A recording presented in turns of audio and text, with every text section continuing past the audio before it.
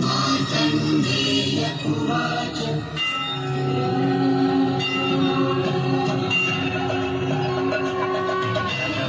शैलपुत्रेति द्वितीयं ब्रह्मचारिणी तृतीयं चन्द्रघण्टेति कुष्माण्डेति चतुर्थं पञ्चमं स्कन्दमातेति षष्ठं कात्यायनी तथा सप्तमं कालरात्रीति महागौरीति च अष्टमं नवमं सिद्धिदात्री च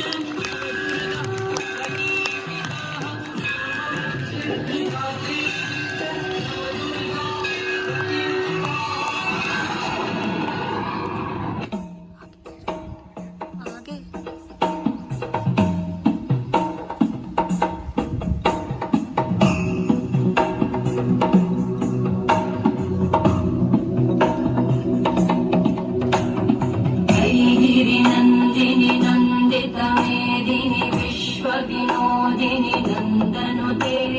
गिरिवरविन्ध्यशिरोधिनि वासिनि विष्णुविलासिनि जिष्णुनुते भगवति वेशिति कण्ठकुटुम्बिनि भूरि कुटुम्बिनि भूरि कृते जय जय हे महिषासुरमर्दिनि रम्यकपर्दिनि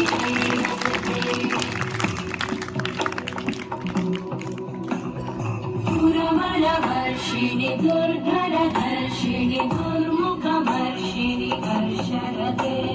त्रिभुवनपोषिणि शङ्करतोषिणि कल्मषमोषिणि घोषरते अनुजनिरोषिणि दिविसुतरोषिणि दुर्मदशोषिणि सिन्धुसुते जय जय हे महिषासुरमर्दिनि रम्यकपर्दिनि शैलपुत्रे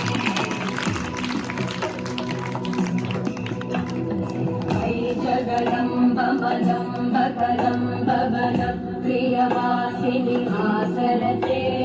शिखरिशिरोमणि तुङ्गहिमालय शृङ्गनिजालय मध्यगते